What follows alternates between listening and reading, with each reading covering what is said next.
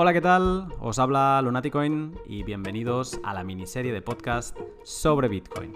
Hoy, segunda edición de la historia de Bitcoin. Si en la primera parte hablé con Franco Amati sobre los primeros años de Bitcoin, la época en la que Satoshi estuvo presente, desde 2008 a 2010, hoy toca el turno hablar de la época 2011-2013, que fue el momento en que Silk Road estuvo activo. En 2011 se lanza y en octubre de 2013 el FBI lo cierra. Entonces es una época muy interesante de comentar porque tiene como tres pilares. Uno, cómo se queda el ecosistema después de que Satoshi desaparezca. Dos, el precio de Bitcoin en aquella época empieza a crecer muy de la mano del tercer punto, que es el conocimiento de Bitcoin. Se crean comunidades, se crean empresas alrededor de Bitcoin, se crean conferencias, revistas. Entonces es muy interesante saber qué pasó en esos años donde Bitcoin dejó su infancia y su magia de Satoshi para pasar a una época más oscura, donde se empezó a relacionar con todo el tema de drogas y dinero anónimo, dinero malo o cosa oculta que tiene Internet. Para comentar toda esta historia me acompaña Rodolfo Andragnes, que es el fundador de ONG Bitcoin Argentina. Es una personalidad en el mundo bitcoiner de Sudamérica, en general de Latinoamérica, y me acompaña para ir comentando pues desde sus inicios, porque él empezó en 2011. Aunque ya veréis que tiene una historia muy interesante que contarnos, porque él es la persona que conoció Bitcoin en 1997. Y no me he equivocado diciendo el año. Así que, sin más, os dejo con el pod. Buenas tardes, Rodolfo. ¿Cómo estás? Yo muy bien, ¿tú qué tal? Muy bien, acá en pleno día de trabajo. Exacto, porque yo sí que estoy en mi tarde-noche ya de retirada, pero para vosotros es mediodía, son las 3 de la tarde, ¿no? Así que estás justo en medio de la jornada. Ujú. Bueno, te agradezco este momento para poder comentar. En este pod que a mí me están gustando mucho, a ver, voy a explicar a todos los que nos escuchan. En su día hicimos la primera parte de este pod con Franco Amati, porque forma parte de la miniserie de podcast sobre Bitcoin, ¿no? Una miniserie en la que hablamos de diferentes cualidades de Bitcoin que lo hacen comparable a las monedas fiduciarias que utilizamos en nuestros países. Pero para acabar de entender bien qué es Bitcoin, hacía falta repasar la historia, repasar los inicios desde Satoshi a pues todo lo que vino después. Entonces, con Franco nos quedamos al inicio de 2011, que es, bueno, de hecho, a finales de 2010, que es cuando Satoshi desaparece. Y ya indicamos que en 2011 pues era el inicio de Silk Road y totalmente un cambio en la perspectiva de lo que era Bitcoin, ¿no? Yo he titulado este podcast como Huérfanos de Satoshi, porque si veníamos de una primera época muy mágica, donde todo era pura magia, ¿no? Y entusiasmo, ahora pasamos a una época donde el precio toma el control, donde las empresas alrededor de Bitcoin se convierten en los actores principales, y aquí estamos hablando de Mt. Gox, estamos hablando que aparece Coinbase en esta época, Silk Road, Blockchain.info. blockchain.info y bueno, y sobre todo lo que decía, el precio de Bitcoin es el otro gran actor de esta época post Satoshi.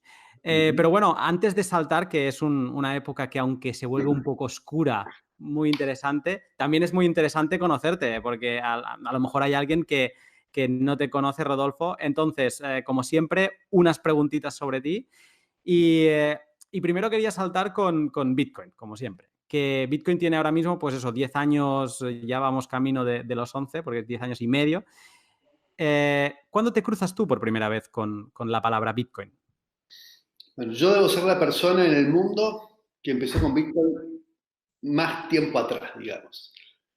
Yo empecé en 1997. En ¿Eres Satoshi? 1997, ¿Eres Satoshi? 7 años antes de que exista Bitcoin, yo tenía un proyecto, un plan de negocios que llamaba Bitcoins World Wide Web y Cash. y era un programa de puntos, de acumulación de puntos, como si fueran los puntos de los aviones y etcétera, multimarca con distintas empresas que podían participar y entregar puntos de la mismo tipo de puntos, todas. Hice un business plan, lo fui presentando, inclusive yo al final, tiempo, dedicación, foco, hizo que no terminara de armar el proyecto, o sea que el proyecto nunca vio la luz, pero registré el dominio, creo que en el año 2000, registré el dominio bitcoins.com, Ok. y la verdad es que siempre tuve la expectativa de en algún momento desarrollarlo cuando mi tiempo, mi vida me diera espacio para poder desarrollar este programa de puntos, así que fui año a año pagando el dominio bitcoins.com, manteniéndolo. En el interín registré otros dominios como visitas guiadas y presupuestos. Creo que era .com.ar, alguno, no sé. Y esos los dejé caer. El único dominio que no dejé caer nunca fue bitcoins.com. O sea que no soy un domainer, pero mantuve siempre la expectativa de desarrollar bitcoins.com.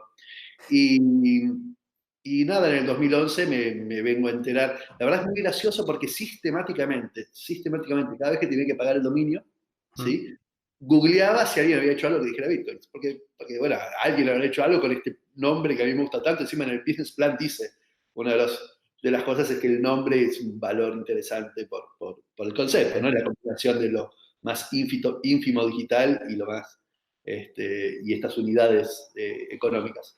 Así Ok. que siempre, creo que realmente todos los años revisaba, pero debo haber dejado de revisar en el 2009, porque si no, no entiendo por qué no entendí o no escuché de esto antes, o habré revisado en el 2009 y no habré percatado de que fue un contenido válido.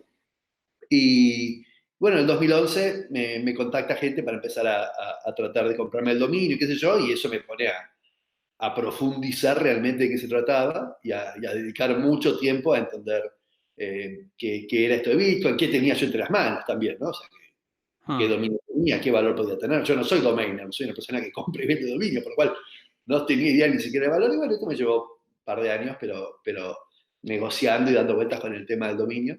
Y en el interín nada, entré a este mundo de los bitcoins, o sea, bastante temprano, creo que en abril del 2011 yo ya estaba adentro de todo este mundillo.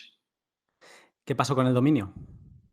Y el dominio lo terminé vendiendo a la gente de MTGOX, justamente. Vos que hablas de MTGOX, Sí. eh, te lo vendía Marc Carpeles, que Ah, es esta plataforma que finalmente quebró. sí. Marc Carpeles está en juicio que yo, pero es uno de los activos que están justamente en litigio en el juicio de MTGOX, porque es uno de los activos de MTGOX. El dominio, ¿eh? O Es lo sea, mismo. Bitcoins.com, también con ese al final, ¿no? Porque cuando Bitcoin. lo empecé también, o sea, obviamente Sonso podría haber registrado Bitcoin.com. No lo Ajá, hice porque estaba disponible, pero cuando yo lo registré, imagínate. La primera vez que claro. se registró fue en el 2007 o en el 2000 algo, no me acuerdo. Bitcoin.com. Pero siempre pensé que era como las unidades, ¿no? Eran Claro. los Bitcoins. Sí. eh, Más que el Bitcoin. Yo lo que daba era puntos, ¿no? Era Bitcoins. Sí. Pero bueno, si hubiese registrado Bitcoin.com hubiese sido todavía mejor. A Ahora, pesar de que entiendo de que yo lo vendí mejor que el dueño de Bitcoin.com. Pero bueno. sí, ostras. Ah, no, ahora me ha dado por mirar bitcoin.com, que no sabía quién era el propietario y de hecho no sé quién hay detrás. Veo que es una web enfocada obviamente a Bitcoin. Bueno, hay un vídeo de Roger Ver, o sea, debe ser. Esto es hablando de Bitcoin.com. Ese Sí, dominio sí, está la he en la hecho. administración, no sé si es dueño o está en administración de Roger Ver. Hmm, Aparte de una cosa bastante simpática por ahí que sucedió en ese momento, donde yo tenía bitcoins.com y estaba negociando con otros para la compra-venta del dominio, ¿sí? hmm, Y yo negociaba como si bitcoins.com fuera el único dominio que estaba disponible, porque bitcoin.com nadie sabía dónde estaba. ya. Y finalmente cuando yo arreglé un poco el tema, alguien salió con que tenía bitcoin.com también, así que Ish. fue muy gracioso. Bueno, Pero, pero bueno, nada, la verdad que es una parte muy simpática de esta historia, al menos de mi historia, y es parte de las razones por las cuales me dedico a lo que me dedico hoy, ¿no? No por Bitcoin, sino es una especie de ser agradecido, ¿no? Yo soy una persona agradecida y es como que, ¿por qué yo tenía el dominio bitcoins.com? Porque sí, porque el destino, pero bueno, hay gente que agradece al destino o agradece a Dios o agradece a quien quiera. Yo hmm. de alguna forma agradezco lo que me tocó y lo que descubrí y ayudo a otros a entender y a descubrirlo. Con esto que dices, ¿cómo te cambió la vida el descubrir el Bitcoin de Satoshi? sustancialmente. Eh, es más, acabo de escribir un texto que se llama La descentrología y Bitcoin. Ok.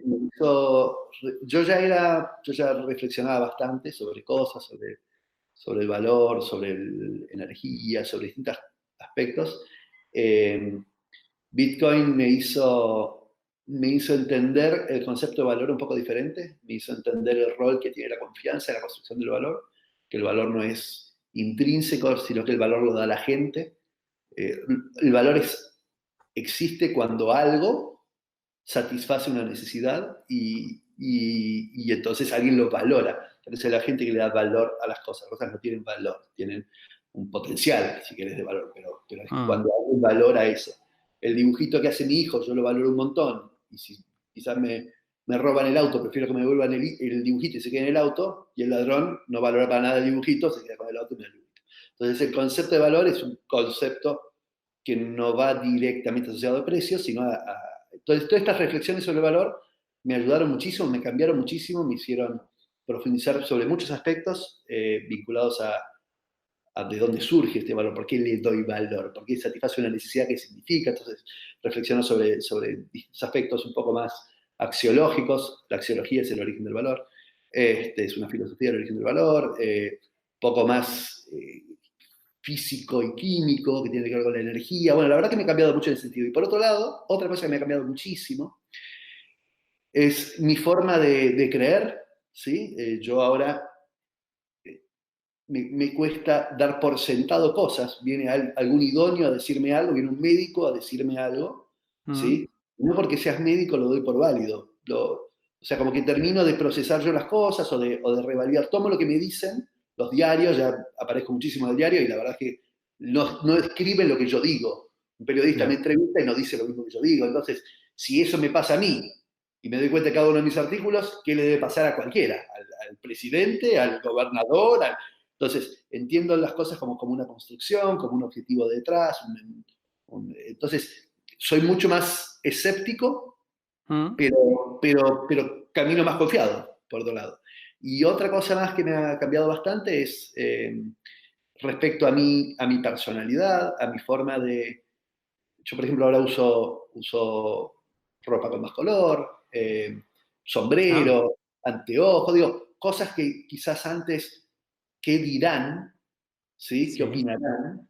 Y hoy me doy cuenta que lo importante no es lo que diga Warren Buffett o lo que digan todos de, pero vos estás en esto, que es una locura. Lo importante es lo que uno es capaz de reflexionar y de entender. Entonces, no es tanto encontrar afuera las respuestas, sino encontrar en uno las respuestas.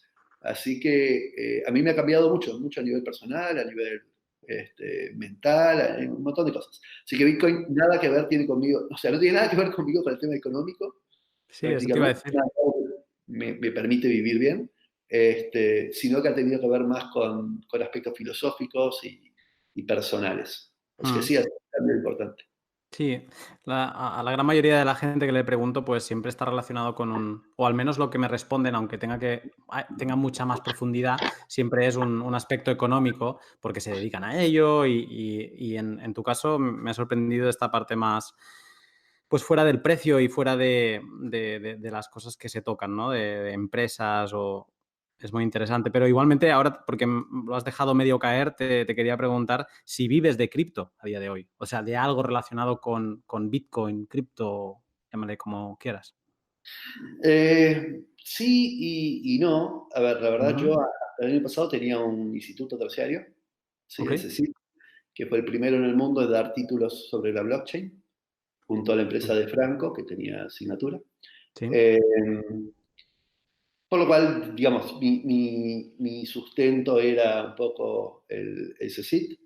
Eh, pero lo que sí he hecho es desde el 2013 que decidí fundar la ONG Bitcoin Argentina, Mm, como este camino de ayudar a otros a entender lo mismo que he entendido yo y como un sentido también de proteger el potencial que representa para el individuo y para la sociedad poseer Bitcoin y la tecnología subyacente versus la idea de que quizás un Estado podía prohibirlo o erróneamente por temor, ¿sí? Actuar en forma negativa. Entonces dijimos, bueno, hablemosle a la gente para que entienda que aunque lo prohibieran, ¿sí? Es importante que se animen a estar en este mundo. Entonces, con esto la ONG, y la verdad es que desde que tengo la ONG, hay 6 proyectos diferentes en los que estoy metido, todos sin fines de lucro. O sea que yo hoy dono mi tiempo, básicamente, o dedico gran parte de mi tiempo a todo lo que es el ecosistema cripto. Desde el 2016 me dedico full time a la ONG, dejé de trabajar en el por más de que era dueño, ahora lo vendí.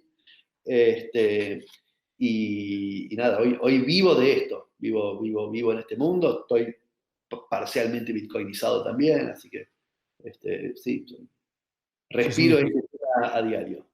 Ahora estoy con otros proyectos también, ¿no? Y estoy emprendiendo un proyecto no blockchain a propósito, porque dentro del ecosistema blockchain creo que quiero seguir manteniéndome en el sentido de non-for-profit, ¿sí? Organizamos la conferencia más importante de Latinoamérica, y es toda sin fines de lucro, el espacio Bitcoin, son todos proyectos sin fines de lucro.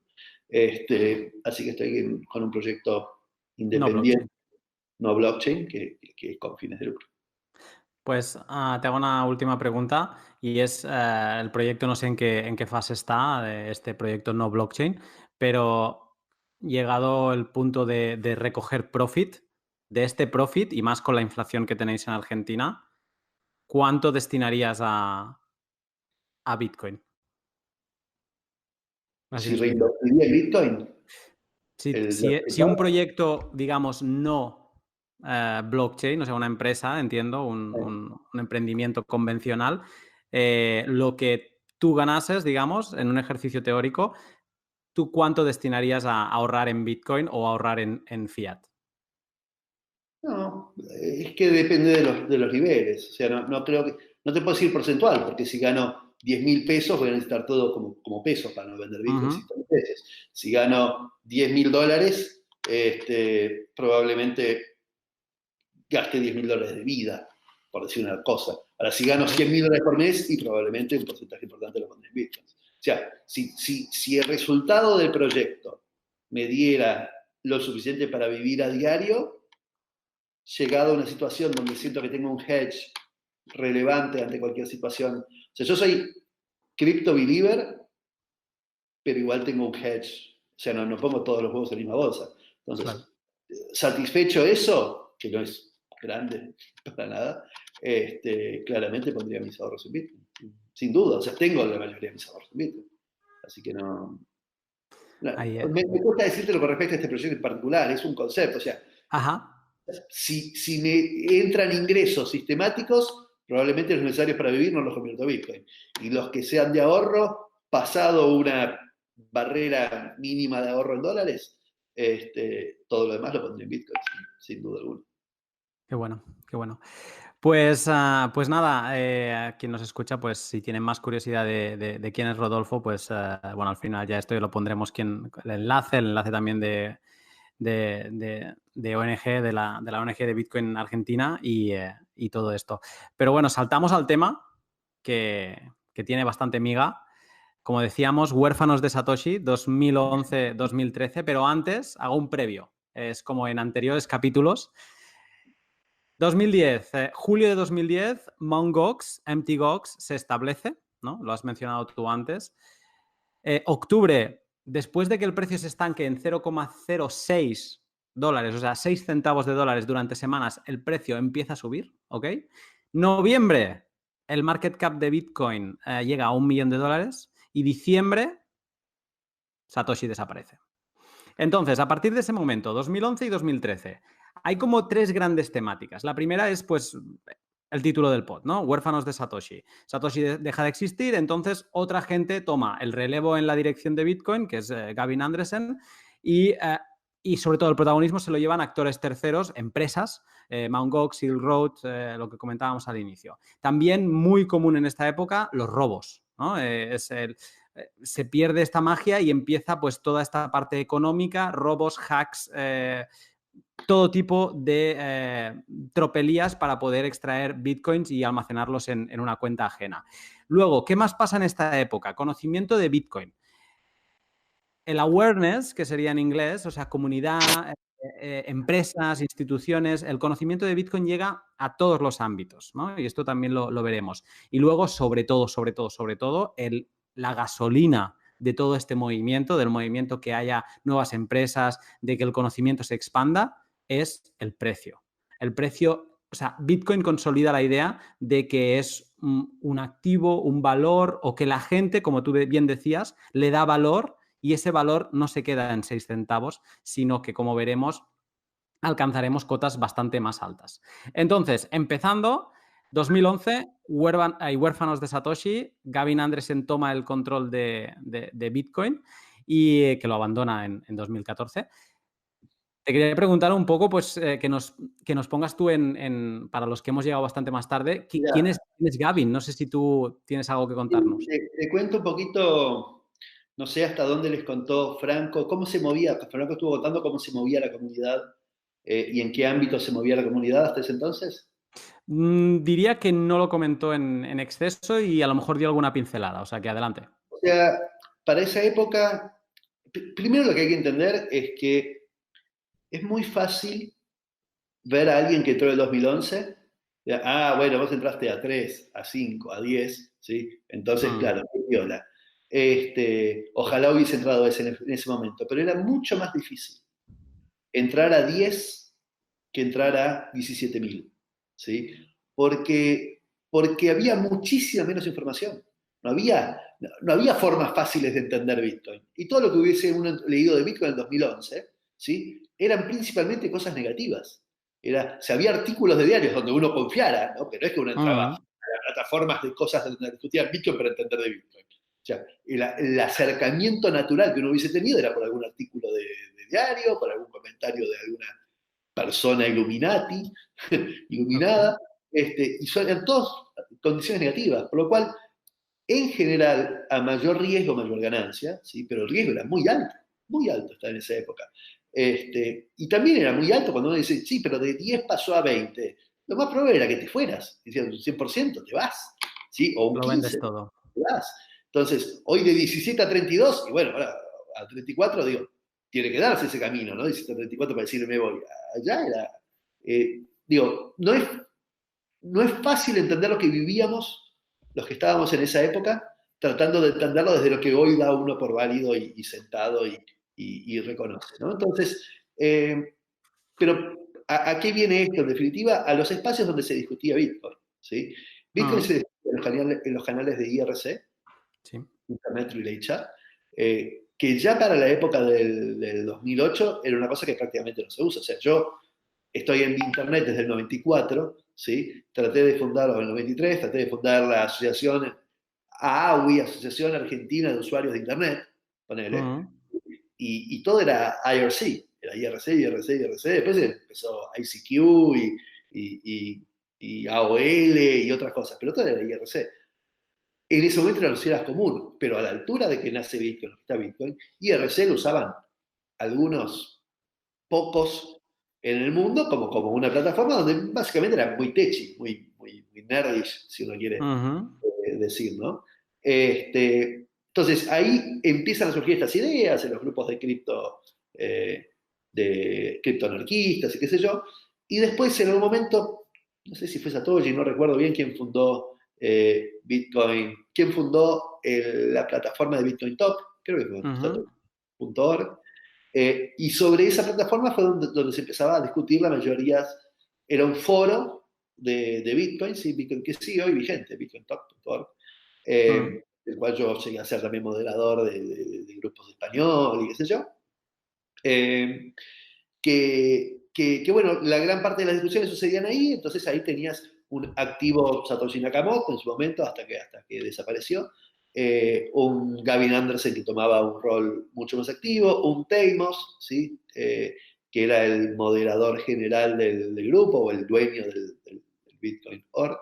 Este, y bueno, y sus diferentes secciones, ¿sí? Más ujú. técnicas, más generales, más de mercado, más de lo que fuere. En Argentina, además, para esa época, había algunos, y seguramente en el resto del mundo también, ¿no? Había algunos grupos de jugadores, de gente que jugaba jueguitos, eh, Gamers. que gamers que como tenían las placas y había empezado, estábamos recién pasando de CPU a FPGA, no me acuerdo cómo se llamaba, hacer minería de las placas de video, Al ¿sí? GPU. Al GPU. Sí, pero después hubo otro en el medio de FGPA, no es una cosa. Ok. No. Que entonces se empezaba a discutir bastante. Acá en Argentina había un grupo llamado 3DR, no, 3D Games, y tenía un grupo de Bitcoin que todavía sigue activo también, ¿no? Donde la mayoría de los que hacían minería participaban de ese grupo y vendían sus Bitcoins ahí, que yo, 1000 Bitcoins, 100 Bitcoins, 3, Ok. 10, los que sacaran. Entonces fue un mundillo que había que saber dónde estaba, no es que leías en el diario que yo. Y a la par, todo lo otro que leyeras en el diario iba a estar más asociado a esta segunda etapa que decís vos, ¿no? Que es la etapa donde se empieza a hablar un poco más de Silk Road, donde el precio se va hacia los $32.000, hasta hacia los $32, ¿sí? Una etapa donde el precio, o sea, concretamente empezaba a subir. Yo entré en abril y creo que el precio estaba yendo hacia los 32, ¿sí? Sí. Creo que Ahora marcaremos las fechas del precio para poner en contexto. Pero antes de saltar al precio, tú lo dices, 2011 es el inicio de Silk Road, que es como importante para entender sobre todo lo que decía la media de Bitcoin. Es la época oscura, yo lo definiría así, ¿no? Como Bitcoin es malo y es para drogas y es la moneda de la deep web y es todo lo oculto, ¿no? O sea, hay esa imagen de Bitcoin. Pero yo, como te decía antes de Gavin, que ahora lo mencionabas que también estaba en el foro y que era más activo, hay un cambio también porque hablamos de una persona que es un líder anónimo y pasamos a un líder de developers que es visible con su foto y tal. Y te quería preguntar si tú notaste algún tipo de cambio en la dirección o el hecho de no, que Gavin fuera alguien conocido, ¿eso cambió algo o no?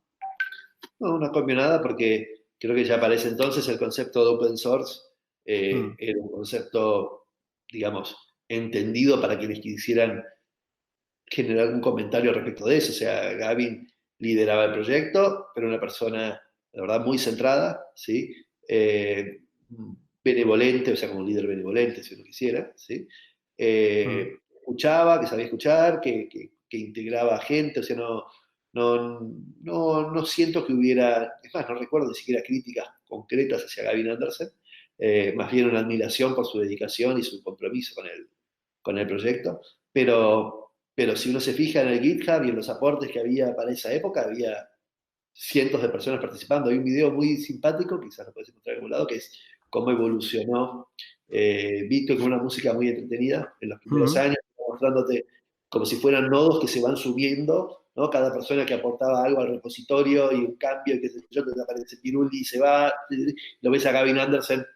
Primero lo ves a Satoshi Nakamoto, después lo ves a Gavin Anderson como un nodito alrededor, que participa en muchos ámbitos, pero se nota claramente que es un proyecto construido entre varios. ¿No? Esta sensación de que hay uno que lidera, No. qué sé yo, probablemente discutía con algunos, claro, no me acuerdo el nombre de los demás, pero estos son varios, que iba al repositorio, que pasaba directamente a la versión número 0.7, ¿sí? Y que no, de los cambios, pero no tuvo un tema de que se fuera Satoshi entonces, y tampoco hubo una sensación de acefalía, la verdad es que no, Ok. que para nada, pero porque se entendía que el proyecto era un proyecto de construcción entre todos. Quizás si hubiese estado Satoshi no se hubiese logrado de la misma forma, la verdad es que no lo sé. No lo sabemos, no puedo saber hacia dónde evoluciona. Vale. Ethereum evoluciona sin Vitalik probablemente igual, ¿no? Pero es un líder. Vale, pues seguimos hacia adelante. Datos para poner en contexto, 28 de enero 2011, se ha minado ya el 25% del Bitcoin que existirá. 9 de febrero, el precio de Bitcoin llega a $1, ¿no? Seguimos hacia adelante. En marzo, el exchange Mt. Gox, que ya lo estamos comentando varias veces, es vendido a T-Bain Company de Mark Karpeles, ¿vale? Lo vende Jed McCaleb, que es el que luego sería también fundador de Ripple y luego el creador de Stellar. Y anteriormente creo que había creado Edonkey 2000, o sea, es una persona que en todo este ámbito blockchain peer-to-peer tiene 1000 historias, pues él vende a Marc Karpelès Mt. Gox. Te quería preguntar, ¿qué significó en aquella época Mt. Gox? Porque nosotros ahora trabajamos Coinbase, Binance, pero los que hemos entrado más tarde de Mt. Gox, más tarde de 2014, que es cuando cerró, no entendemos bien qué es. Bueno, a ver, hay que entender, hay algunas charlas que doy que tienen que ver con las muertes de Bitcoin, ¿no? Lo que hay que entender es justamente el peso que tenía Mt. Gox. Manejaba cerca del 95% de todo el exchange de Bitcoin sucedía sobre Mt. Gox, con una lógica de eficiencia. O sea, sí, la verdad que si yo quiero vender Bitcoins, es más rápido vender Mt. Gox que en otro que tiene una profundidad de mercado de nada. ¿Está bien? Entonces, es como que uno en ese momento decía, y sí, es lógico, siempre va a haber una grande donde todos quieren operar ahí porque hay más profundidad de mercado y qué sé yo. Pero cada vez, al igual que con Satoshi liderando y concentrando el poder en el desarrollo, que no sé cuánto, cada vez que Bitcoin atravesó una etapa donde desaparece alguien, sí que concentraba, en realidad fueron siempre oportunidades de crecimiento del ecosistema. El ecosistema sistemáticamente concentra, porque es natural la concentración, pero aprende a ser descentralizado y aprende de los errores de la centralización. Entonces, vos me decías, bueno, ¿qué importancia tuvo MTGOX? MTGOX se convirtió en el líder principal. En ese momento había otra competencia llamada TradeHill, que llegó en un momento a tener hasta el 8 o el 10% del mercado. Otro que quería comprar el dominio, obviamente, bitcoins.com. Yo hablaba con los dos del ecosistema. Es más, en algún momento cuando MTGOX paga por el dominio, le pido a TradeHill que gestione los fondos. O sea, una cosa bastante simpática entre TradeHill y yo. Pero sí, más adelante en la historia, cuando vean que MTGOX desaparece, básicamente lo que estaba pasando es que el 95% del mercado se encontró con que su exchange, que concentraba el 5% del costo, quiebra, desaparece. ¿Tá? Entonces, eso generó una crisis importante, el precio obviamente se va a desplomar, qué sé yo, pero todas estas cosas son como partes de un aprendizaje, partes de yo uso una palabra mucho llamada resiliencia, ¿sí? Y es lo que hace Bitcoin. Lo que no te mata te fortalece. Entonces, lo que Bitcoin fue haciendo a lo largo de estos años es aprender de su resiliencia, de entender qué es lo que estaba mal con esa forma en que estábamos haciendo las cosas y a partir de ahí tender a hacerlas diferente y en ese tender a hacerlas diferente entender que para sobrevivir hay que pensar distinto y actuar distinto. Y entonces, en forma natural, después de una crisis, después de un riesgo, después de qué sé yo, el mercado se amolda y crece más fortalecido porque ese riesgo ya no lo va a tener. Entonces, en realidad las 100 muertes de Bitcoin, cuando yo doy esta charla de 100 muertes de Bitcoin, es en realidad el proceso que fue haciendo Bitcoin lo que es hoy. Es un sistema, hay que entender a Bitcoin como un sistema vivo, una construcción social. ¿Sí? No es una cosa escrita en piedra, no es un código inamovible, todo el tiempo se están modificando las cosas. ¿Sí? Pero como una construcción social y como una especie de ser vivo, ¿sí? Porque ante ataque se va a mover y qué sé yo, justamente lo que tiene es esto, es que se puede adaptar, que puede aprender, que puede mejorar. Entonces, a veces vemos con miedo a hoy, cuando llegues a la etapa de hoy, che, pero ¿qué pasa con la tecnología cuántica y qué sé yo? Es simplemente una amenaza más que como todo ser vivo va a tratar de evolucionar para ser resistente ante los nuevos contextos, ¿no? Entonces, MTGOX fue parte de este desarrollo inicial, de hacer profundidad de mercado, ¿sí? De que uno pudiera rápidamente conseguir un comprador, porque como vos decías, antes no había precio prácticamente de Bitcoin, era casi irrelevante el precio, y se arreglaba en estos grupos de IRC, ¿sí? O de Bitcoin Talk. Entonces, cuando aparece MTGOX y empieza a tener profundidad de mercado, la verdad es que agilizó la posibilidad de comprar y vender Bitcoins. Mm. Este, Con esto que dices, te quiero preguntar sobre la posibilidad de comprar, que dices que no era es más sencillo a Bitcoin a $17.000 que no a Bitcoin a $1. tomar la decisión de comprar es más sencillo. Tomar, vale. En aquella época, en la primavera de 2011, se abren muchísimos portales específicos en diferentes regiones del mundo, Bitcoin Brasil, Bitmarket en Europa, donde eran rampas de acceso con fiat a Bitcoin. Y entonces te quería preguntar tu experiencia, cómo fue en aquella época para adquirir tus primeros Bitcoin y cómo lo hiciste. La verdad nunca fue complicado, yo te digo, en este grupo de 3D Games, ¿sí? Ujú.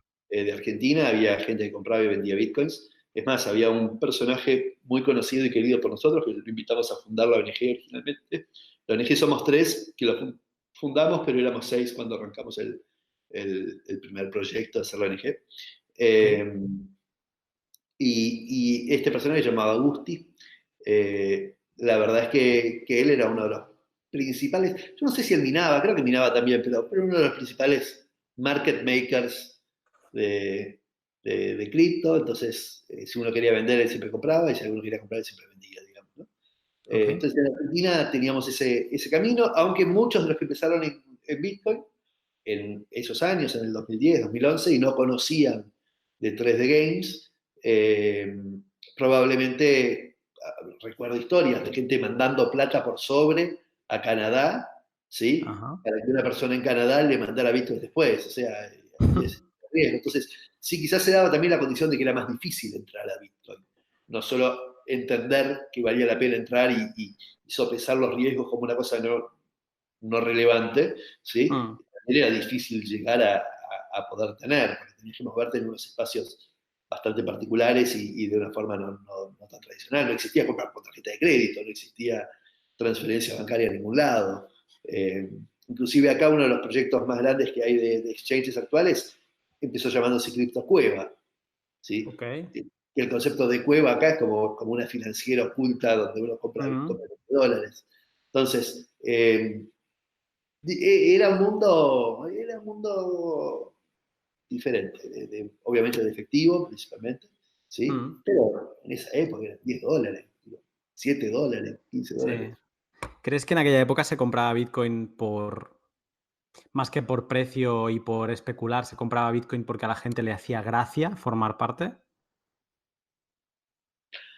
A ver, gran parte de la comunidad cripto era, al menos en ese momento, supongo que era, hasta el 2010, gran Mm. parte era anarquista y libertaria, ¿sí?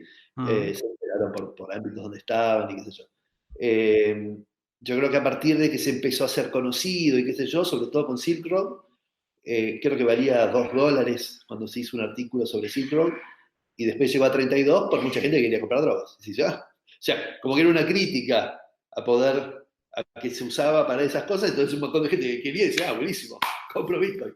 Entonces hubo todo un flujo de crecimiento en ese momento por esa línea completa, que uno puede pensar bien o mal de eso, pero pasó por ese lado. Mm. Eh, pero a medida que se va haciendo conocido, también gente normal como yo, que no participo ni soy libertario, ni compro droga, ni nada por el estilo, este, se va enterando. Yo me enteré por otra cuestión, porque me vinieron a comprar mi dominio, a querer comprarme el dominio. Mm. Pero, pero si no, igual me hubiese enterado cuando tuviera que pagar el dominio.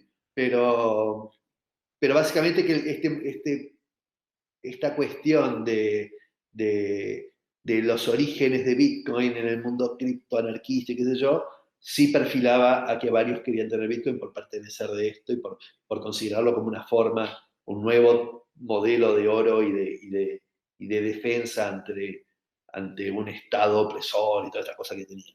Mm. Eh, yo te diría que ya para mediados del 2011 o principios del 2012, no necesariamente era la mayoría. Había gente que había escuchado, que había entendido, que había profundizado, y no por ser libertarios, sino porque consideran, con una visión un poco más austríaca de la economía, Mm. que un patrón dólar no es sano para un ecosistema global, ¿no? Mm. Que entienden que el poder que asume el país emisor de la moneda, ¿sí?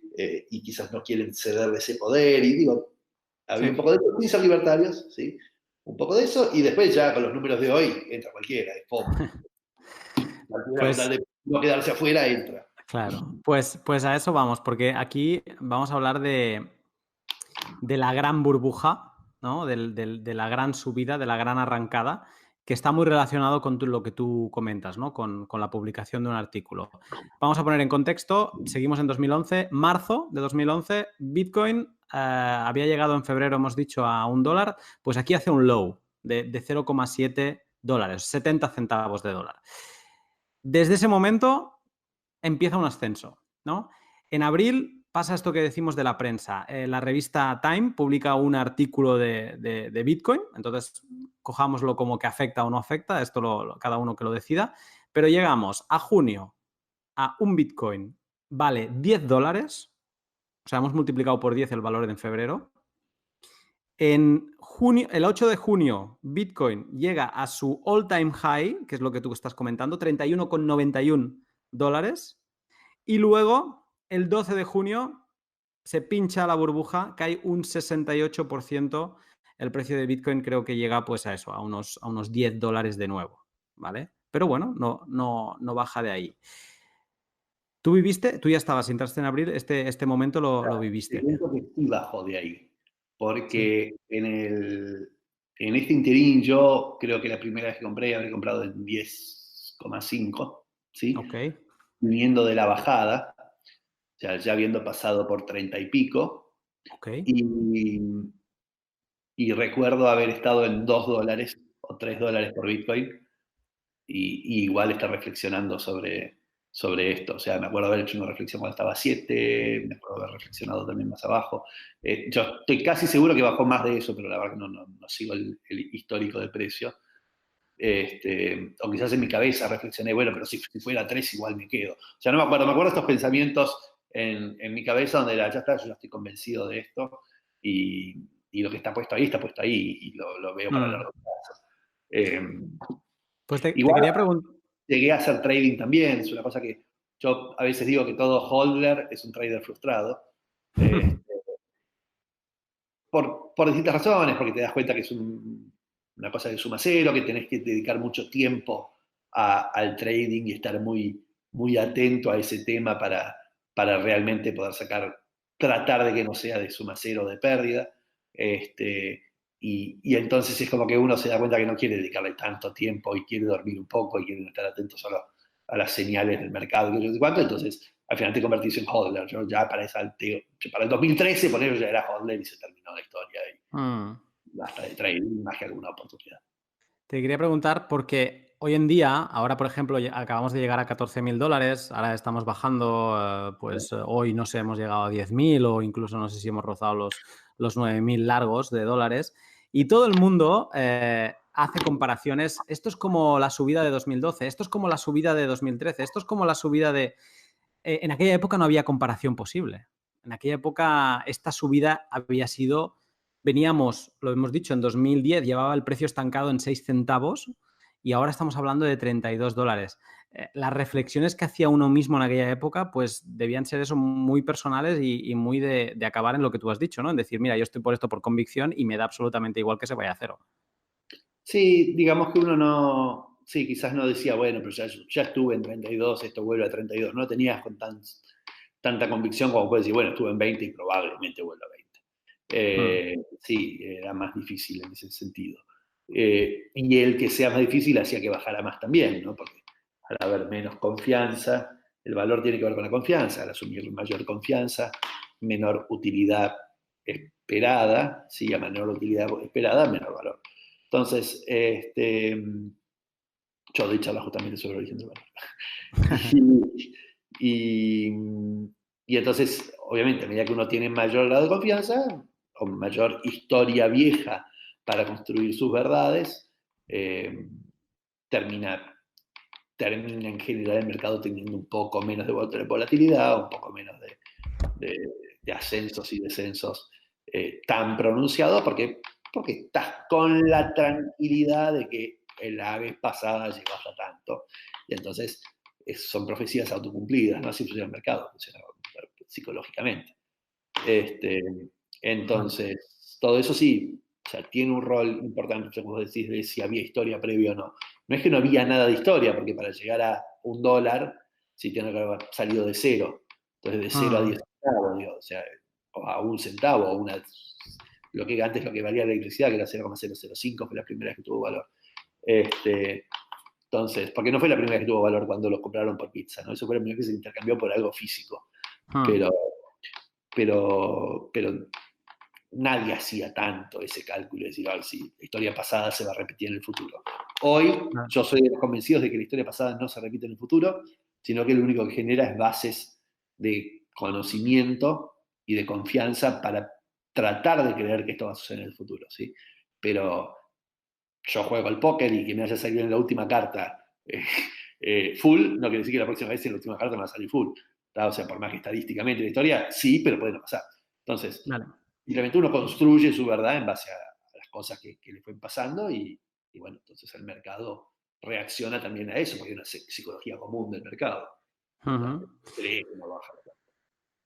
Después de esta subida, el precio, digamos que se calma, porque al final ha sido una burbuja como la que hemos vivido pues, en 2017, llámale burbuja, hay gente que le llama pues como una crisis de stock, de que no se están vendiendo suficiente, bueno, con lo que sea. Pero digamos que el precio se calma un poco y vuelven a pasar otras cosas o se vuelve a hablar de otras cosas. Muy importante es que Wikileaks en junio, ya estamos a mitad de 2011, empieza a aceptar Bitcoin. Y con esto tuvimos una charla interesante con Franco, que de hecho Satoshi habló con Assange en su día en Bitcoin Talk, porque Assange planteó en 2010, cuando aún estaba Satoshi, la utilización de Bitcoin, y Satoshi básicamente pidió que no lo utilizaran, que Bitcoin no estaba listo para algo tan grande, tan público como Wikileaks, ¿no? Y Franco apuntaba que podía ser uno de los motivos por los que Satoshi pues se hubiera ido, ¿no? Él también apuntó a que Gavin lo llamó el FBI a declarar porque era la única persona así como visible, y digamos que diferentes factores, Wikileaks, FBI, esta presión de más gente, pues que pudieran ser motivos que él se fuera. ¿Tú qué crees de esto? Depende de quién cree uno que es Satoshi. ¿Tú quién Y crees que es Satoshi? no, la verdad es que me es casi irrelevante en el sentido de que me es solo relevante por la diversión de saberlo y porque es mejor tener una imagen en la cabeza que una realidad en el... digo, es como un libro, ¿no? Es lindo el libro, imaginarte lo que pasa y cuando ves la película a veces dices, bueno, no es así como yo me lo imaginaba el personaje, ¿no? Entonces, Mm. la única relevancia con respecto a saber quién es Satoshi o no es que si fuera, por ejemplo, el boludo este de Cage, uy, perdón, este, el, el Craig buen Wright. señor Wright, ¿sí? La verdad que qué decepción que fuera este muchacho.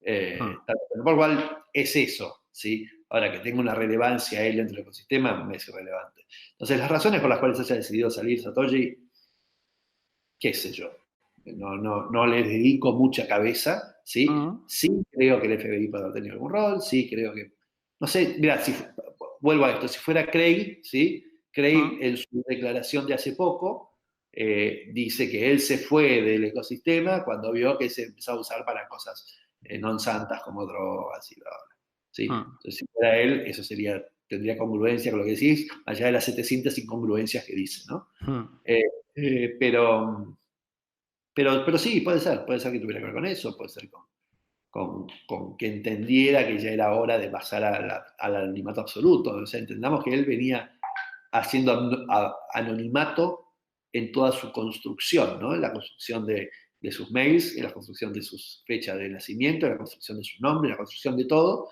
pero el único ámbito donde no era anónimo era el ámbito donde se expresaba y hablaba. Entonces, quizás en algún punto dijo, bueno, quizás, bueno, esto ya tiene puede andar solo, y no solo puede andar solo, sino que empieza una etapa de riesgo diferente, ¿sí? Donde está mucho más expuesto, y si sigo hablando, puedo llegar a pisar el palito también. Entonces, quizás es una cuestión de evolución y de etapa a la cual había llegado Bitcoin en todo sentido, en exposición, Mm. en uso, en lo que fuera, y probablemente sigue existiendo, sigue minando, fuera Sí. de lo que tradicionalmente, digo, no lo sé, o no. o digo, no, que él haya desaparecido de hablar no quiere decir que haya dejado de hacer, ¿sí? Él puede haber empezado a hacer con otro nombre, haber minado con otro nombre, haber hecho todo. Entonces, hablamos del millón de bitcoins, no sé si hablaron de eso con Franco, pero el millón de bitcoins, que No. según Sergio Lerner, es Mm. un, Patoshi. un especialista argentino, Mm. este, él dice, bueno, estos son los bitcoins minados por Satoshi Nakamoto hasta tal fecha, porque era la misma máquina, el mismo tipo de procesadores, bla, bla, bla. Pero la verdad que puede haber seguido mirando de otra forma y haciendo, y quizás ser yo cambiado de nombre, ¿no? Mm. Así Sí, que, ahora te iba a comentar este caso porque me he leído los artículos de Lerner sobre Patoshi, ¿no? Él no habla de Satoshi, sino que habla este es de, nuevo, el de Patoshi es nuevo, pero sí. sí, habla del patrón, de que hay un minero que tiene un patrón específico por dos datos que Bitcoin ya no emite, pero que antes se emitían y podías un poco diferenciar quién era quién minando Bitcoin, ¿no? Es interesante. De hecho, aprovecho para enviarle una petición a Lerner para un pod específico sobre Patoshi, que me parece que es sumamente interesante. Es amigo mío, puedo hablar. Pues venga, ya te diré que me ayudes. Entonces, siguiendo para adelante, interesante comentar que en junio de, de ese mismo año hay un breach de seguridad en Mt. Gox donde se filtran 60.000 cuentas y donde, pues básicamente, a los hackers se conectan y venden el Bitcoin que tenías tú en tu cuenta, haciendo bajar el precio de $17, que era el mercado. Pues claro, vaciaron los libros y se quedaron a un centavo, ¿no? Uno más, ¿no? O sea, no fue el único, pero sí para explicar a la gente, pues, qué cosas pasaban en aquella época y qué lleva a un exchange, al gran exchange del momento, al Coinbase, al Binance de ese momento, a cerrar, pues, un par o tres de años más tarde. Más cosas que pasan y para seguir avanzando. Junio, pues BitPay, que se sigue hablando de él, lanza la primera wallet para smartphones. Hoy en día todo el mundo estamos con el smartphone mirando todo, enviando, espera que te envío. Pues la primera wallet la tenemos en junio, así a nivel comercial. En agosto, más exploits. MyBitcoin pierde 150.000 bitcoins. Estas cantidades a precio de hoy son estratosféricas. En aquella época era a lo mejor 5 millones de dólares Me o... acordaba como 50.000, no como 150, pero puede ser. Vale, pues mira, ya revisaré el dato, pero sí que pierde muchísimos bitcoins a lo que sería al precio de hoy. Y luego a destacar, en agosto, ya vamos hacia el final de año, hay la primera Bitcoin Conference and World Expo en Nueva York, ¿no? Es como el pistoletazo de salida a lo que pues hoy en día hay millones y luego tenemos las grandes como Consensus, la que acaba de haber ahora en San Francisco de Bitcoin, etcétera, etcétera, ¿no? O sea, la comunidad se Y la mueve y el nuestra, conocimiento. Y la vuestra, obviamente, la Bitcoin. la Bitcoin, exactamente, sí, sí. Que diría que debe ser la más importante para el mundo hispano. Por lo menos para Latinoamérica, con total seguridad. ¿Dónde es la próxima? En Uruguay, este año, en diciembre. Ujú. Perfecto. Seguimos ya final de 2011. Se hace, esto ya es una anécdota, porque pasa la comisión más grande que se haya pagado en Bitcoin en una transacción es en aquel momento y es una maldita barbaridad. Para quien lo quiera mirar es en el bloque 157.235 y se paga de comisión 171 Bitcoins. Hago un cálculo rápido. Bueno, si lo calculo a 10.000, estamos hablando de 1.000.000 de 700 dólares pagados en comisión. Pasamos ya a 2012, un año que en precio empieza tranquilo, porque venimos de ese gran all-time high, sería comparable al 2018 que acabamos de vivir, y en febrero se lanza la Bitcoin Magazine, más elementos a tener en cuenta en la comunidad. Entonces, en abril pasa una cosa que a día de hoy hay gente que no utiliza, y te quería preguntar por ello, que se lanza el Pay to Script Hash o P2SH, como se escribe, que es la aplicación del BIP 16, que básicamente es que Bitcoin empieza a tener dos tipos de direcciones, las que empiezan por número 1 y las que empiezan por número 3, ¿vale? Esto pues permitía las multisigs y permitía otras mejoras que no se tenían con la dirección legacy antigua de Bitcoin. A día de hoy hay gente que no entiende qué es una cosa, qué es la otra y simplemente pues sí, me lo envías aquí o me lo envías allí. Y entonces, tú que eres un educador, te quería preguntar si crees que hace falta educar más sobre esto o simplemente esperar a que todo se facilite y acabemos con Name Service, con Bitcoin Name Service como tiene Ethereum, etcétera. Sí, creo que a la larga vamos a ir hacia. Uy, Creo que Google eventualmente. Espectro. Se está escuchando, sí. Está escuchando, está escuchando. Creo que eventualmente los RNS, o sea, los domain servers, van a ser parte del ecosistema o por lo pronto habrá una articulación entre distintas billeteras donde compartan. O sea, yo dentro de la billetera no necesito nada. Puedo llamarte Carlitos y hago José, y yo como administrador de la billetera sé que Carlitos es tal y José es tal, y como no funciona con bitcoins, es como MTGOX, cuando robaron MTGOX y se fue a 0,1 que vos comentaste, ¿sí? La verdad es que eso no pasó en el mercado, pasó en MTGOX, en la plataforma de MTGOX, ¿sí? Pero eso eran datos de un Excel de MTGOX. Lo mismo pasa con algunos exchanges, con algunas plataformas como Sapo y otros, donde el resultado que vos ves no son bitcoins, es un saldo de bitcoins que dicen que tenés, pero no son los bitcoins que tenés, porque ellos administran todas las claves. Entonces, depende de dónde estás, esto es relevante o irrelevante. Creo que digo RNS porque es lo que lanza Riff, por ejemplo, Sí. ¿sí? Riff Name Server. Es algo que probablemente sea parte del futuro. Lo que sí creo que es irrelevante si es uno, si es tres, y qué sé yo, sí es más relevante a nivel nuestro técnico de saber, che, es ideal que utilices una billetera Batch 32 o tal cosa. ¿Por qué? Porque a medida que vayan evolucionando las herramientas, eso le da más ventajas, ¿no? O sea, operativas, pero creo que hoy es un tema cuasi irrelevante. Si usas Legacy, si usas Segwit, es ideal que recibas en Segwit porque vas a poder mandar comisiones más bajas. Es ideal, pero como Bitcoin quizás hoy todavía no está y por suerte no está, ¿sí? Al alcance de todo el mundo, ¿sí? Y es complejo para usar, y vos por suerte nombraste, bueno, apareció la primera billetera en celular, pero antes de eso había que instalarse el Bitcoin, desde Bitcoin.org había que bajarse el Bitcoin Core y usar el Bitcoin Core como billetera, ¿no? Bueno, había otras en su momento. Entonces, esto fue haciendo que sea más fácil usar, pero a la larga todavía, o sea, pero hoy todavía no es usado por todo el mundo y hay bastante técnico detrás. Con el tiempo esto va a desaparecer. Y sobre todo a medida que aparezcan Layer 2, Layer 3, o sea, Layer 1, 2 y 3 sobre Bitcoin.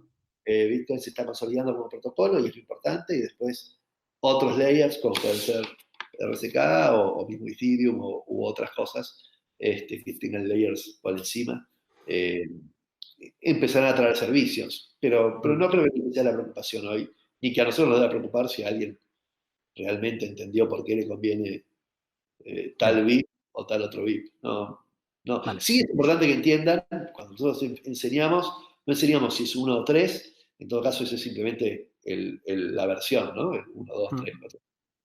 Pero sí tratamos de explicar que es una SID, que es un HD, digo, esas cosas que son un poco más relevantes respecto a cómo preservas tus fondos. Perfecto.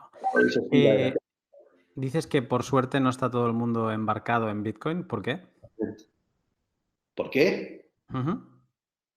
Porque no está listo para que sea así. O sea, el Bitcoin, el precio con Bitcoin y qué sé yo, así, esa es la forma en que Bitcoin básicamente se da a conocer en el mundo. O sea, como no hay una empresa atrás que haga marketing de Bitcoin, ¿sí? La verdad es que el precio es su propio marketing de alguna forma. Pero eso hace que mucha gente entre y después se arrepienta y se vaya y el precio sube y baja y qué sé yo, y en el interín queda gente que entiende, ¿no?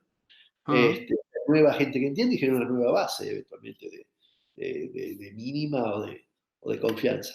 Pero claramente no está listo para que entre la misma cantidad de gente que entró cuando valía 20.000, porque las transacciones se saturan, porque la red se satura, porque todo funciona sobre el layer 0.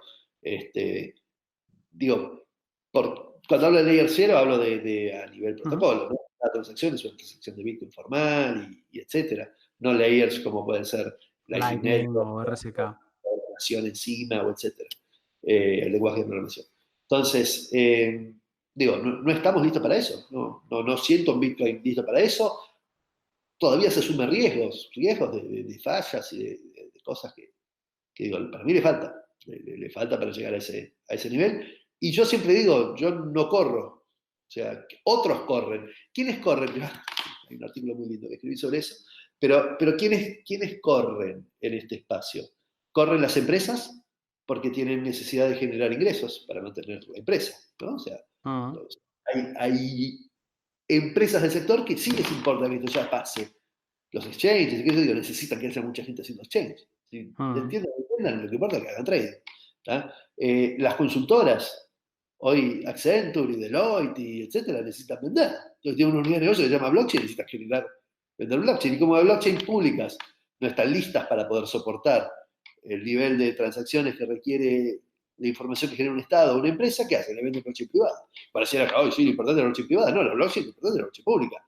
Pero lo que pasa es que no está lista para poder satisfacer las necesidades que tienen las empresas. Y yo no dije que tenga que ir a satisfacer hoy las necesidades. Yo digo, esto va a funcionar en un futuro y va a satisfacer cualquier necesidad, pero uh. no es hoy, no es ya. Lo que está haciéndose ya es construir las bases para que eso suceda. Entonces, la verdad es que no sé si me preocupa tanto el que hoy se llene de gente, ni me preocupa que llegue a 20, ni me preocupa que estén 5. O sea, lo único que me preocupa es que sea lo suficientemente confiable y funcional y que sirva como que entienda qué quiere ser, si quiere ser valor o no, que se construya sólida y después sobre eso se construirán las otras cosas. O sea, Me ha encantado esta reflexión y ya te pediré que me pases este artículo que comentas también para ponerlo debajo del ahora pod. estoy como reeditándolo, pero sí, para otro día. Perfecto.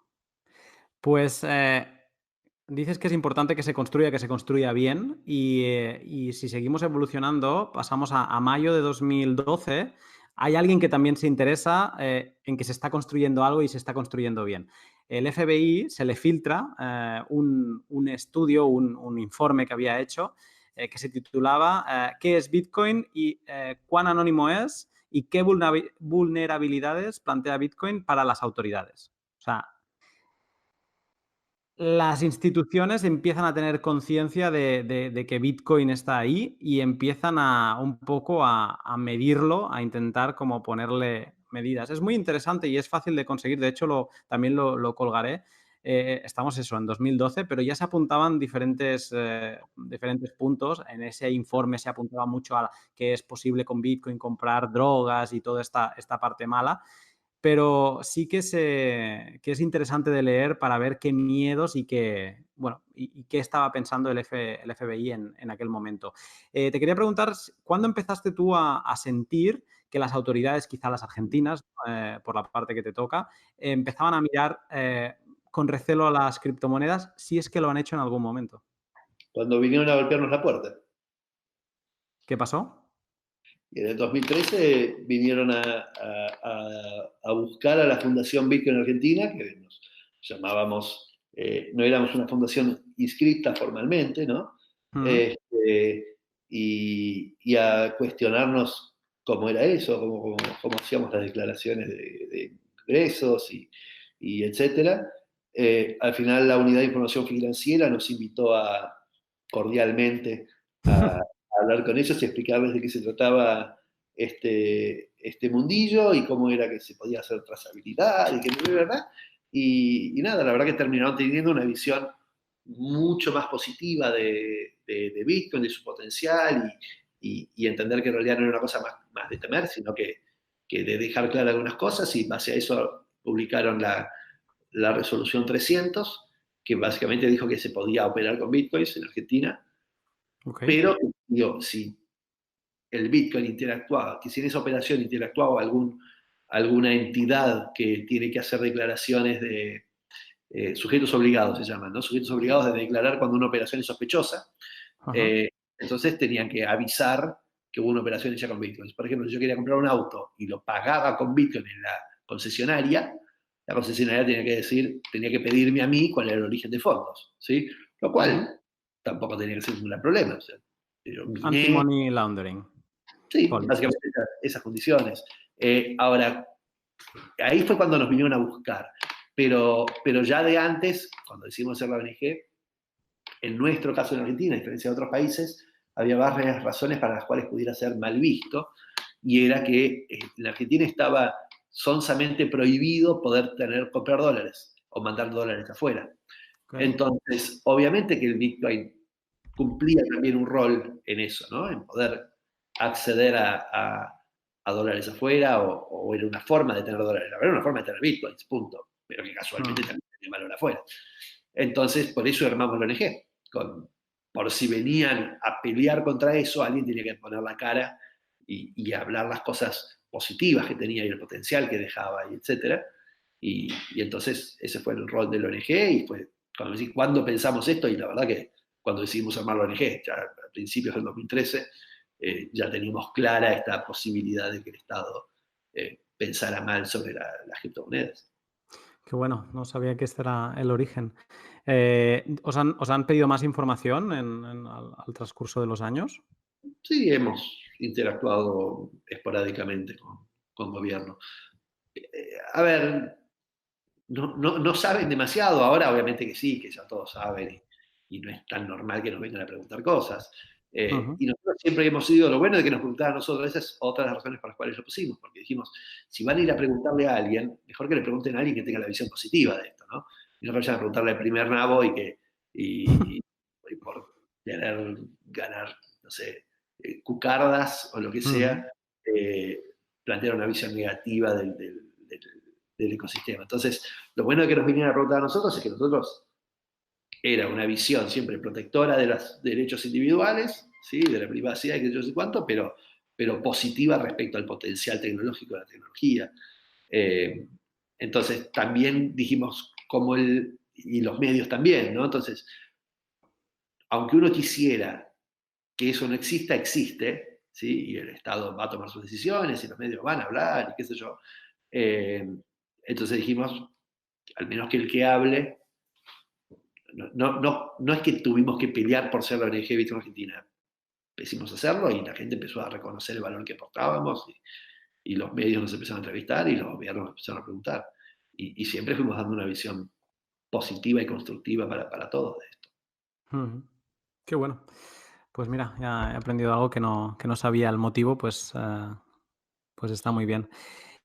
Seguimos avanzando para cerrar el 2012. En junio, y esto sí que lo conocemos todos, en junio se funda Coinbase. O sea, aparece Coinbase y llega hasta nuestros días. Es bastante tiempo, si lo piensas un poco, con la de exchange que han llegado a caer, pues Coinbase, eso, desde 2012 a 2019, pues lleva eso, 7 años. No está mal. Septiembre se crea la fundación Bitcoin para empujar su desarrollo, ¿no? Ahí hay diferentes personalidades y recomiendo a alguien que quiere investigar pues que se lea la Wikipedia y un poco investigue. A día de hoy sigue existiendo y hay diferentes personalidades del mundo Bitcoin, bueno, de reputación mejor o peor, porque te estoy viendo, ¿por qué me haces esa cara, Rodolfo? Que nunca asumió ningún rol relevante en el ecosistema. Ok. Bitcoin no hizo mella alguna en el ecosistema. Vale, ni a nivel institucional. No, mi sensación es que no. Vale, vale. Pues nada, el dato. En septiembre es cuando se funda y sigue existiendo a día de hoy. Importante, que estos días se está hablando mucho con el movimiento de precio de Bitcoin. El 28 de noviembre llegamos, en 2012, al halving day. Se llega al bloque 210.000 y se pasa de un reward de 50 Bitcoins por bloque descubierto a 25, la mitad.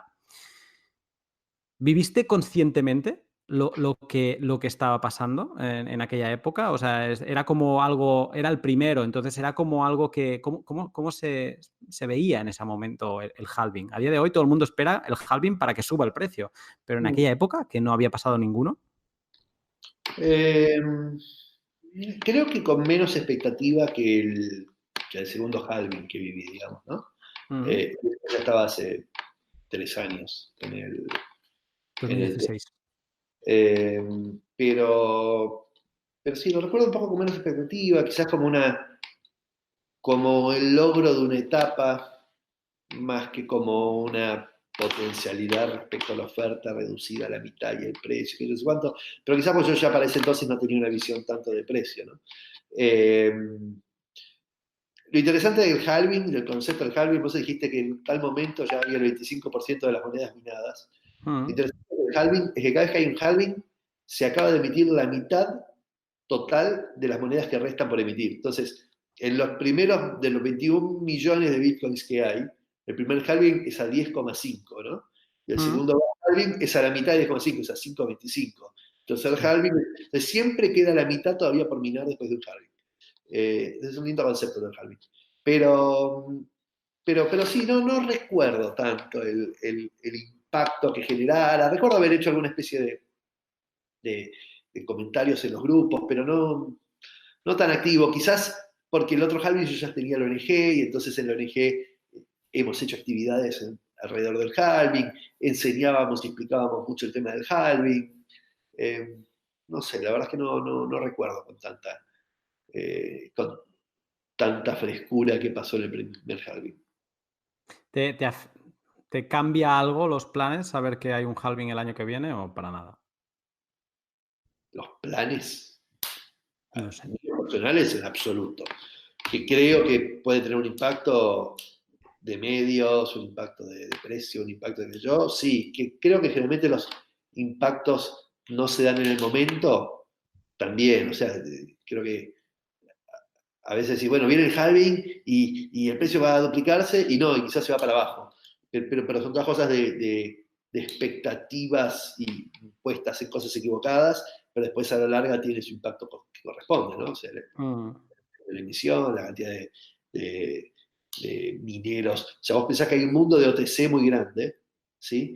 Y casi tan grande o más grande que el de los exchanges. Y muchos funcionan también con minería, entonces los mineros que venden sus producciones vía OTC. Y OTC es donde se compran grandes millones de dólares por Bitcoin. Entonces, ante una escasez de oferta mayor, eso puede empujar también un precio en esos mundos del OTC. Eh, pero, qué sé yo. No, ujú. a mí pasa que el precio no me genera. Me genera alegría y me genera tristeza, si quieres, pero no me genera ansiedad. O sea, Vale, no, qué sé yo. perfecto. No puedo, porque no vivo de esto Ujú. o sea, nada, sube o baja un poco, no me cambia nada.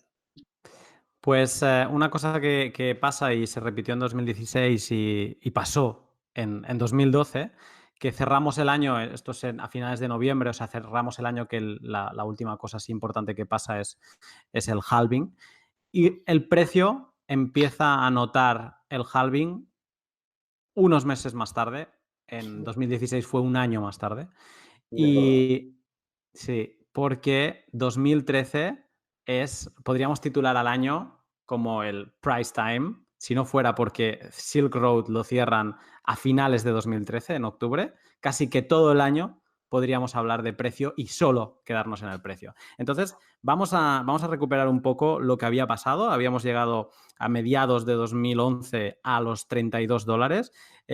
Luego cae a 10 y como bien decías, ahora veo la gráfica, sí que fuimos para abajo y llegamos, aquí me marca un bottom de $5 en casi a finales de 2011, pero bueno, tú decías que lo viste más bajo incluso.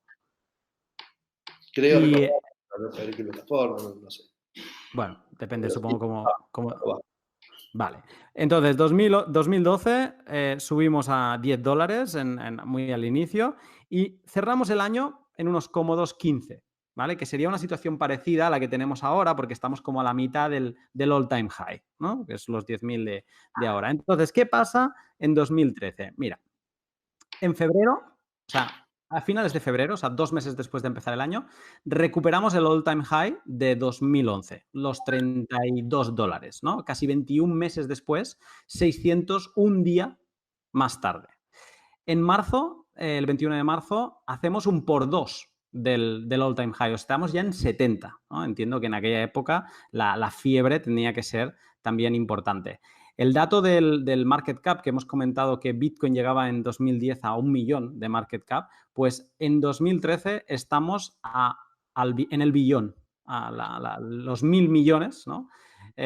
Pues se alcanzan a finales de marzo. Y entonces, en abril, 1 de abril de 2013, un Bitcoin es igual a $100.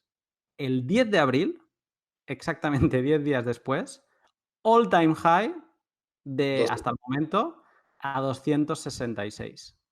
Para que 6 días más tarde haga un low a 65, una caída del 75%. Yo vendí ¿Cómo ¿Tú vendiste qué? en 72 en ese momento. ¿Pero de subida o de bajada? De bajada. Vale. O sea, que es aquello que lo ves bajar y crees que va a ir al suelo. Sí, no vendí todo, digo, me acuerdo de haber liquidado, o sea, estos números que tengo en la cabeza, ¿no? Pero me acuerdo Ajá. de algo de 2.3, me acuerdo de 72, no de haber vendido en 2.3, o sea, números que me quedan en la cabeza dando vueltas. Me acuerdo de 66, me acuerdo de 70, es más, creo que le vendí a Franco algunos bitcoins en 70, 72. Le Este, preguntaremos. no me acuerdo. Es que Pero sí, es interesante esto que dices porque mucha gente que dice, tú entraste en 2011, ostras, qué suerte porque compraste Bitcoin a 5, a 10, pero mucha gente no piensa en que la gran mayoría de esa gente los vendió en algún punto. Y de hecho, hay tweets que se van recuperando de aquellas épocas de gente que dice, esto ya es demasiado, lo vendo todo a $10, ¿no? Y luego lo comparan con el precio actual, ¿no? Claramente. Y entiendo que en aquella época tú seguiste en la escena, pero debió haber gente que compró, lo vendió todo y se salió y se fue. muchísima gente que conozco, digo, o sea, que estaba y no está. Sí. Mm, Y ni hablar de la gente que le hemos ayudado a entrar y que entonces después cuando subió se fue o que cuando bajó se fue, digo, también. Este, mm. ¿Qué sé yo? Sí, tampoco es que me quedé en todas, ni que me salí en todas. O sea, Claro. un libertad de pensamiento sin tener que preocuparme por qué opina el resto de lo que hago o no hago, ¿no? Yo simplemente, Mm, en algunas oportunidades bajé, en algunas oportunidades compré, no, cero. vale. Soy un hodler de largo, digamos, Un holder de verdad. Muy bien. Bueno, el precio no es que se acabe que 2013 la actividad de precio se quede ahí, la actividad de precio seguirá trabajando y se volverá más loca, pero este pot acaba antes que eso y acaba pues con lo que empezábamos, que era Silk Road, y ahora te preguntaré, no te he preguntado mucho de Silk Road, pero ahora te preguntaré para cerrar el pot. Silk Road, el 2 de octubre, el FBI cierra pues, este marketplace, que era como un eBay donde todo era con Bitcoin y donde se vendían pues, cosas ilegales y cosas legales, ¿no? Conocimos el caso en un pot anterior de Adrián Verde que había comprado en Silk Road y había perdido todos sus Bitcoin que tenía ahí para comprar incluso moneditas físicas de Bitcoin, estas que se ven siempre en las portadas de los libros, pues que también se vendían cosas normales, ¿no? Entonces, Ross Ulbricht, que era conocido como Dread Pirate Roberts dentro de Silk Road y de la escena de Deep Web y Dark Web, fue declarado culpable. De hecho, está cumpliendo ahora mismo 2 sentencias de cadena perpetua, más unos cuantos años más, que no sé qué sentido llega a tener acumular cadenas perpetuas más años, además, ¿no? Te quería preguntar, pues, ¿cómo viviste todo este proceso de Silk Road? ¿Cómo se vivió en la escena? Y ¿cuál es tu opinión si es que tienes alguna, sobre Ross en este caso? A ver, no puedo tener una opinión concreta sobre lo que pasó, lo que sí, no me cabe duda es que hay toda una manipulación de hacer de dar un mensaje Mm, con este tema de Ross Ulbricht. O sea, si era relevante o no relevante, si lo que hace decirlo. Digo, quizás yo nunca estuve en la escena del Dark Web, en mi vida entre la Dark Web a la Darknet, ni en mi vida compré droga, por lo cual, digo, no era un tema que a mí en lo personal me motivara particularmente el tema de la existencia o no. Lo que sí reconozco lo importante de que existan espacios que, a pesar de no estar regulados, uno pueda tener la libertad o la forma de acceder. Si hay algunas drogas que están prohibidas, pero que vos considerás que te ayudan, no sé, con el cáncer, y vos querés probar eso, y que vos es un lugar donde probarlo, porque en realidad es tu vida y decidí vos. Entonces, digo, no sé, no estoy tan en contra de que existan formas de hacer cosas aunque no estén permitidas hacerlas, porque no creo que siempre lo que está permitido es lo que está bien, ¿no? Está permitido hacer una guerra y matar gente y no me parece que esté bien. Entonces, creo que si hay una forma de pelear contra eso, tendría que poderse hacer, ¿sí? O a gente que tiene más plata para hacer una cosa y otros que no la tienen, y luego que le puedo darle plata a ese para ayudarlo a defenderse también. Entonces, no sé, creo que de alguna forma no tengo una cosa ni positiva ni negativa contra Silk Road. Sí me parece que dentro de la existencia de Silk Road, el FBI, que tiene su propio rol, va a tratar de atacarlo y de cosas, y será una pelea del gato y el ratón, y el que logra y gana, gana, ¿sí? Pero es un problema de ellos. O sea, no me preocupa ni la existencia ni que el FBI esté atrás y no destruyó nada, porque eso fue el primero. Después hay otros, Silk Road 2 y después hubo otros. Entonces, en lo que falló Silk Road habrán aprendido otros y sigue habiendo este tipo de cosas. Pero lo importante de eso fue que eliminó o sea, de vuelta, tiene que ver con las 100 muertes de Bitcoin, pero Silk Road, la existencia de Silk Road para muchos, para los que no le dedicaban tiempo a pensar un poco más allá de lo que leen, ¿no? Significaba que Bitcoin se usaba para comprar drogas, conceptualmente. En lo que podían decir los medios, en lo que podía decir el Estado, en lo que se podía apoyar el mensaje del status quo, ¿sí? Tenía que ver con eso. Y el precio de Bitcoin estaba en, no sé, un poquitito, en 60, 70.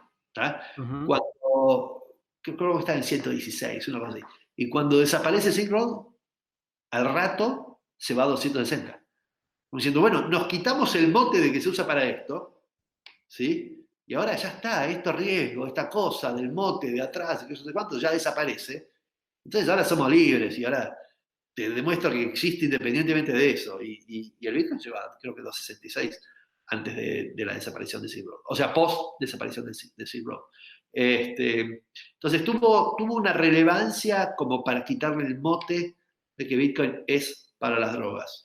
Ahora, que si Ross está bien o mal, qué sé yo, sé cuánto, yo creo que me cuesta tomar una decisión sobre si actuó bien o mal, si mandó a matar gente, digo, no sé, digo, miles de cosas se escucharon, pero como no creo en lo que leen los diarios, no creo en lo que diga el gobierno, no creo en lo que necesariamente otro plantee, salvo en lo que yo pueda construir a nivel personal, de cuál es la verdad, como no soy incapaz de construirlo, no tengo una opinión al respecto. Te puedo decir las cosas que he escuchado y que he leído, pero realmente tengo esta cosa de que no quiero construir verdades en base a cosas que leo y escucho, simplemente en base a cosas que soy capaz de analizar.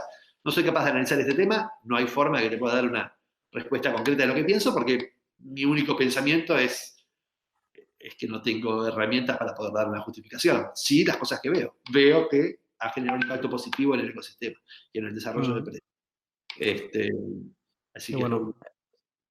Sí, es interesante esto, ¿no? Hablábamos de cómo afectaba una falla en la seguridad de Mt. Gox, de diferentes cosas que han ido pasando en el precio, pero esta no afectó y de hecho estamos en octubre, pues como avance de un siguiente pod sobre la historia de Bitcoin, diré que, no es secreto, pero que a final de año llegaremos a los $1.100 en el mismo año que se cierra Silk Road. sí, Y y eso hay es una significativo. relevante que hay en esto, que hasta ese año, hasta el 2013, hasta los 1100 del Bitcoin, nadie escuchó hablar de blockchain. Lo único que se llamaba blockchain era blockchain.info, que era la plataforma, el site donde uno tenía billeteras de Bitcoin, ¿sí? Pero blockchain.info es donde tenía billeteras Bitcoin, básicamente. Nadie hablaba de blockchain. Cuando cuentes la historia que viene después, ahí aparecen las historias de blockchain. ¿Por qué? Porque si no se hundían todos. La tecnología que estaba atrás, y qué sé yo. Entonces, disociemos Bitcoin, que es una cosa mala, especuladora, que no sé de cuánto, y empezamos a hablar de blockchain, que es lo realmente importante. Y la verdad es que, nada, es como pasa ahora, que el Bitcoin llegó a 20, ¿sí? Y entonces, bueno, no hablemos más de esto, hablemos de las stablecoins, ¿sí? Entonces, ahora el nuevo parripollo, antes era la blockchain, ahora son las stablecoins, ¿sí? A la larga, lo importante es modelo de construcción de confianza que tiene Bitcoin. Y punto, y todo lo demás va apareciendo y bajando. Y cada uno tiene su rol, la blockchain tiene su rol, las stablecoins tienen su rol, pero el gran disruptor, el gran que marca camino, el gran todo es Bitcoin, al menos eso es como lo veo yo, o como él me lo viene demostrando, no es porque soy un testarudo del Bitcoin, un Bitcoin maximalista. Soy un Bitcoin pensador que le sigue pareciendo que Bitcoin sigue marcando el camino, más allá de lo que el precio quiera decir, ¿no? Y más allá de los intereses del gobierno, las empresas, los medios, etcétera. Los medios necesitan generar noticias. Entonces, ¿por qué los medios hablan del precio? Porque es su noticia. ¿Qué va a hablar del medio de Lightning Network? ¿Qué le importa el Lightning Network?